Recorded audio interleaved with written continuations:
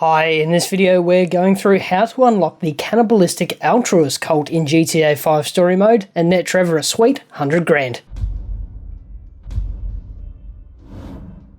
Hi and welcome back, my name's Dan and I'm an old grumpy gamer. Grand Theft Auto is a truly massive game. Between GTA 5 and the constant updates from Rockstar for GTA Online, there's no shortage of new content and interesting things to do. Join me then in our continuing series, Getting Gold in Every Damn Mission in GTA 5, as we look at the Grand Theft Auto story mode's cannibalistic Altruist Cult. Before we dive in, if you're new to the channel, we do how-to guides, news and giveaways, so consider subscribing and ringing the bell to stay up to date. This is a little bit involved and needs to be picked up pretty early game, but it's worth the effort because the process itself is a bit of fun, plus Trevor gets an extra $100,000, which is essential if you're doing a billionaire's playthrough. The Altruist Cult becomes available after Trevor has completed Nervous Ron. That's the one where we take over the Aztecas airfield and do our first gun running run. The Altruists are tied to the random events where you have to pick up people and drive them to a destination. You can do this on almost any one of the events except the Packy McCreary unlock, the Taliana Martinez unlock, and the Bucks Party Gone Bad. If Trevor picks up any other hitchhiker or needs to drop a rando somewhere, you should see this notification pop up on screen, and a new temporary marker will appear on the map. Drive the poor damn soul up to the camp and drop them off. As you drop off your fourth hitchhiker, Trevor will be ushered into the compound where it'll all kick off. Now again, this can be done with just about anyone that has a set destination, but for my money, I typically go for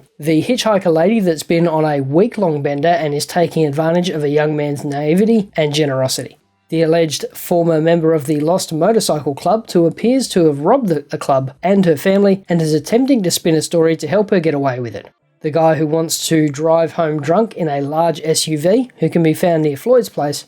And finally, the serial cheater who is complaining that his wife is upset about his extramarital philandering.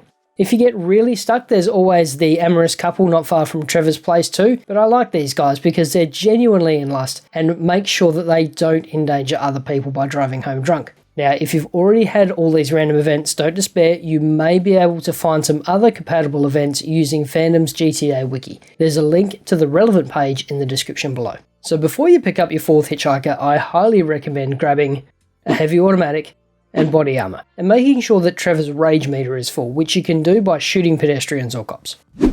So let's pick it up as we pull up to the camp with our unfortunate sacrifice. In this case, Connor, the golf-loving serial cheater.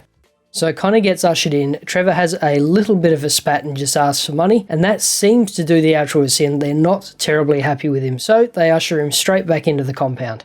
And after the weirdest cutscene ever, you drop straight into the cover, so just light it up, straight into rage mode and start pegging anyone that you can see. Now there'll be this group down the front here. There's another cluster a little bit further up and you can see them just in the distance there. So once they come into view, drop into rage mode and then just peg them off.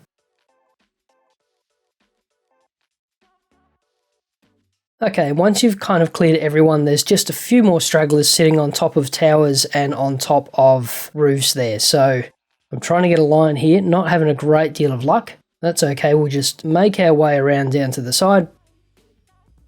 And there's our first guy, so we'll just pop him.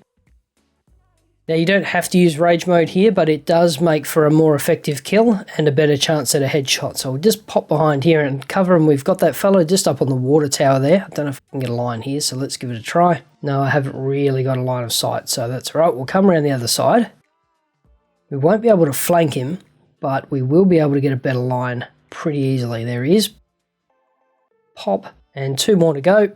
So one more. I think there might be, yeah, he's back up on the water tower there, so we'll just sort him out. All right, and one more in the back corner there next to the guardhouse. So we'll sort him out, and that is the camp cleared. So once you're done, head back up, and we're heading for this big sort of house to the right of the altar. We're going to go up the stairs and around the corner, and we can find it in the back corner there. You can see it flashing. Next up, we want to go down the stairs just to the right there and go to the little house across the way. We can already see that one flashing. And as we make our way right down the main sort of roady bit out, the trail out, you can see another two. We've just got one up on this shack with the blue tarp, or the blue shade cloth, I should say. And then just to the right of it again, this little shack right at the end. Okay, and that is all 4 packages collected at $25,000 a piece, giving Trevor an extra $100,000. Not a bad effort for a couple of minutes work. And thanks for watching. Check out the video up the top for another handy guide, or the one down the bottom for some more old Grumpy Gamer goodness. Stay safe, wash your hands, and we'll see you in the next video.